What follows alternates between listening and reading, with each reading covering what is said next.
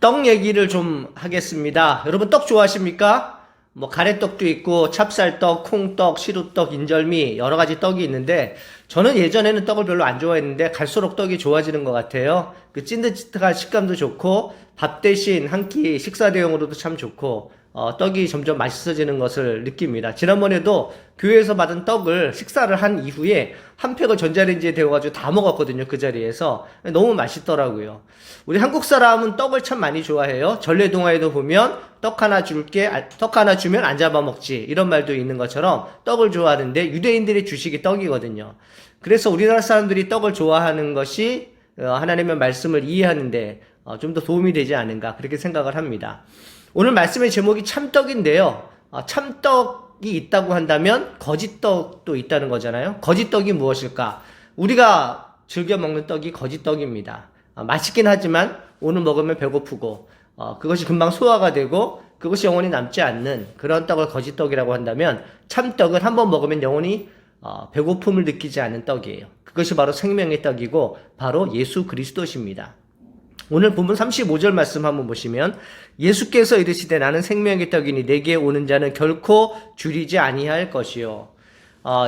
다른 복음서와는 달리 요한복음의 특징이 하나가 있는데 나는 무엇이다 이렇게 단정하면서 말하는 것이 많거든요. 나는 생명의 떡이다 말씀하셨죠. 나는 빛이다. 나는 포도나무다. 이렇게 말씀 많이 하시는데 생명의 떡이라고 본인이 스스로를 밝혀주셨어요. 이것이 정체성입니다. 다른 떡들은 먹으면은 금방 배가 고프지만 우리 예수님은 먹으면 영원히 배고픔을 느끼지 아니하는 그러한 떡이거든요. 또 우리 예수님은 한 번 마시면 영원히 목마르지 아니하는 그러한 샘물과 같은 생명의 물이시기도 합니다.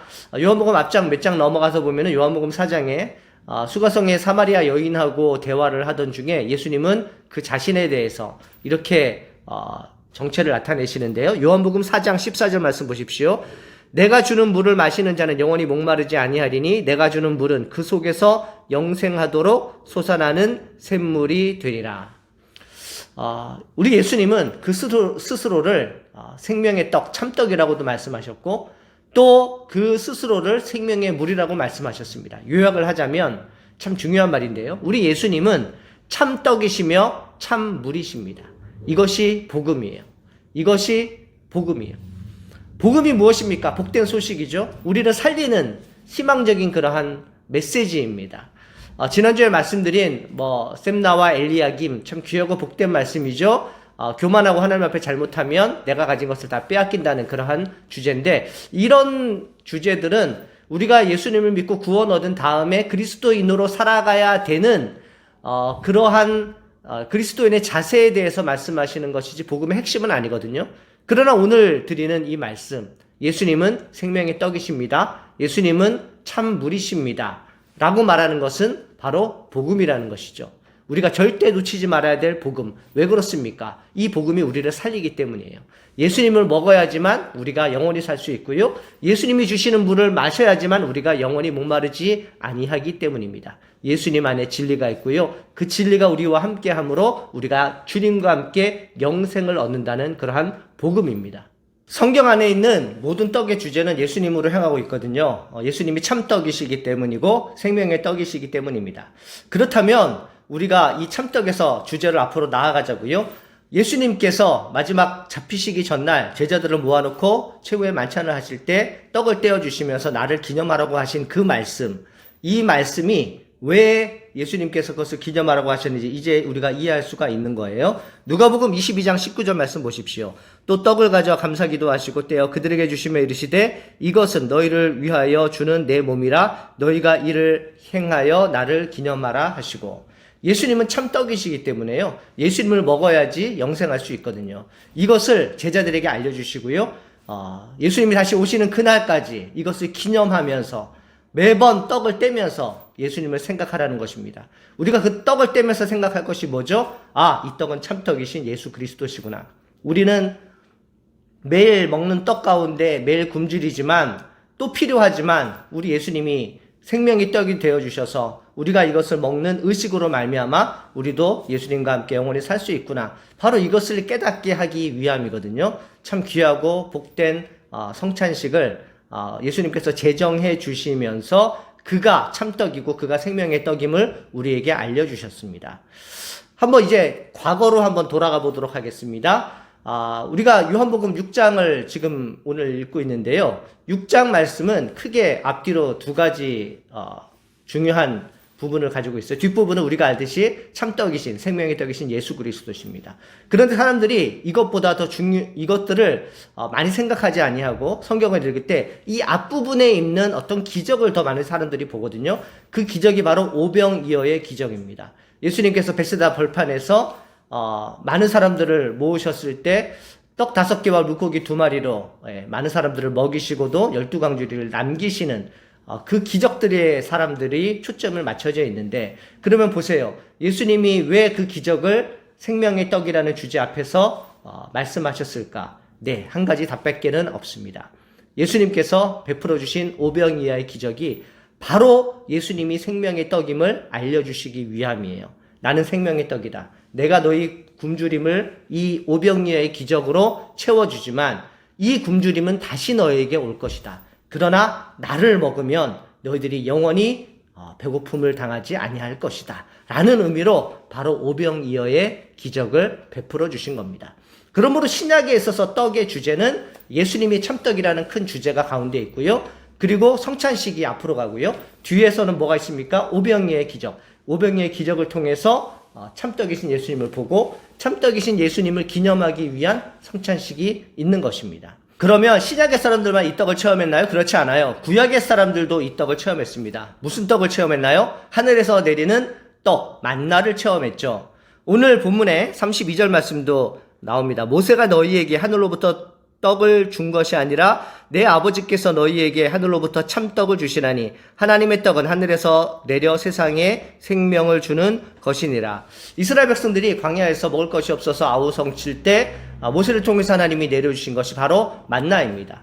이 만나는 참 이스라엘에게 귀한 양식이었어요. 40년간을 이 양식을 먹었습니다. 그러나 이 양식은 먹어도 그 다음날 배고파서 하루밖에는 거둘 수밖에 없고 그 다음날은 썩어져서 버릴 수밖에 없는 그러한 한정되는 영원히 먹을 수 없는 그러한 양식이었는데, 이 양식을 준 이유도 바로 그거예요. 하늘로부터 내려오는 이 은혜를 체험을 해라. 그러나 너희 후손들에게는 내가 한 번만 먹어도 영원히 배부를 수밖에 없는 그런 양식을 내려주겠다. 그 양식이 바로 예수 그리스도라고 말씀하는 것입니다.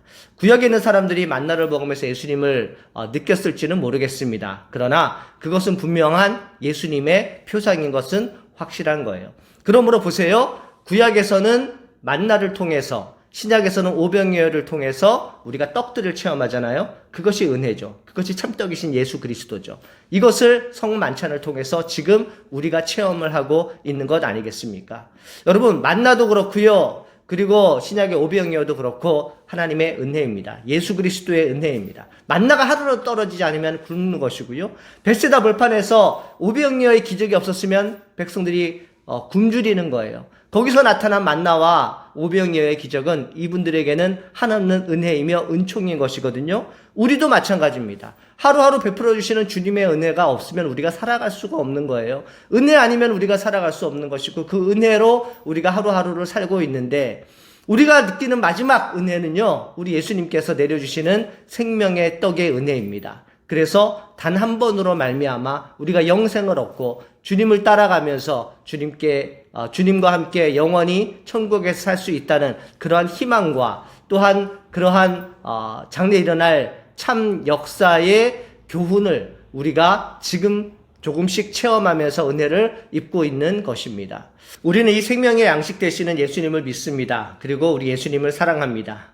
우리를 위해서 홀로 십자가를 지신 이 예수님을 묵묵히 따라가기를 소망합니다. 우리 예수님은 생명의 떡이신 당신을 먹고 우리 보고 일을 하라고 말씀하십니다. 오늘 보면 27절과 29절 말씀 보시면, 썩을 양식을 위하여 일하지 말고 영생하도록 있는 양식을 위하여 하라. 하나님께서 보내신 일을 믿는 것이 하나님의 일이니라 하시니. 참떡을 위해서 일을 하라고 하시는데, 그 일이 무엇이냐면 예수님을 믿는 것이 바로 일입니다. 그런데 이 믿는다라고 하는 것은요, 관념적인 것이 아니라 우리 생각 속에 갇혀 있는 것이 아니라 행동이며 실천이며 바로 삶인 것이거든요. 우리가 삶 속에서 예수님을 믿는 그 믿음, 예수님의 말씀을 하나하나 우리 삶 속에 적용하고 실천하는 그 상황 속에서 참떡이신 예수님을 우리가 맛볼 수가 있다는 것입니다. 그리고 이 예수님을 맛보는 사람들의 결과는 무엇입니까? 예수님 당신이 부활하셨듯이 우리에게도 부활의 소망을 주신다는 거거든요. 39절 말씀 마지막으로 보겠습니다. 내 아버지의 뜻은 아들을 보고 믿는 자마다 영생을 얻는 이것이니 마지막 날에 내가 이를 다시 살리리라. 예수님을 믿고 예수님을 실천하는, 예수님의 말씀을 실천하는 사람, 즉 예수님의 생명의 떡이신 예수님을 먹는 사람, 그 사람은 마지막 날에 예수님이 살아난 것과 똑같이 우리도 살아날 수 있다는 그러한 말씀입니다. 이것이 복음의 핵심이에요. 이것이 복음의 진리입니다. 그러므로 사랑하는 성도 여러분, 종료주의를 맞이하여서 이 말씀을 여러분 마음속에 잘 새기시기를 간절히 소망합니다. 예수님은 참떡이시며 생명의 떡입니다. 그분의 말씀을 실천하는 것, 이것이 바로 예수님을 먹는 행위입니다. 그것을 통해서 우리는 예수님과 함께 부활할 수가 있는 것입니다. 구약시대에는 만나로서, 신약시대에는 오병이어의 기적으로서 우리에게 나타나신 우리 예수님. 그러나 그것으로 족하지 아니하고 생명의 떡, 영원히 살 수 있는 떡을 우리에게 베풀어 주신 그 주님, 날마다 그것을 생각하라고 성만찬을 우리에게 행해 주신 그 예수님, 그 예수님을 믿고 사랑하시며 그 예수님과 함께 죽고 그 예수님과 함께 부활할 것을 고백하시는 여러분들과 저가 되시기를 주님의 이름으로 축복합니다.